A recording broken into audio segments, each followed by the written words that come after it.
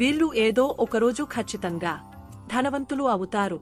కనుబొమ్మలు దట్టంగా ఉన్నవారికి జీవితంలో అభివృద్ధిలోకి రావడానికి అవకాశాలు ఎక్కువగా ఉంటాయి. సోమవారం, శుక్రవారం జన్మించిన వారు చేపట్టిన పనుల్లో విజయవంతంగా నిలిచి వ్యాపారంలో బాగా సంపాదిస్తారు. ఎక్కువగా ఆలోచించే వ్యక్తులు జీవితంలో ఉన్నత శిఖరాలను అధిరోహిస్తారు. చిటికెన వేలు, కాలి రెండో వేలు సమానంగా ఉన్న వారు అత్యంత అదృష్టవంతులు. వీరికి సహజంగా మాటలు కాలం కలిసి వస్తుంది. నవగ్రహాలకు నిత్యం పూజ చేసేవారికి జాతకంలో గ్రహ పీడలు నశించి అష్టైశ్వర్యాలు చేకూరుతాయి. ఇతరులను నొప్పించకుండా శాంతియుతంగా మాట్లాడే స్వభావం కలిగిన వ్యక్తులు జీవితంలో అదృష్టం కలిగే ఉంటారు. సమాజంతో ఎక్కువగా కలవని వారు జీవితంలో ఉన్నత స్థాయికి చేరి ధనాధిపతులుగా ఉంటారు. బుధవారం జన్మించిన వారు భవిష్యత్తులో మహా మేధావులుగా ఉంటూ భోగభాగ్యాలను అనుభవిస్తారు.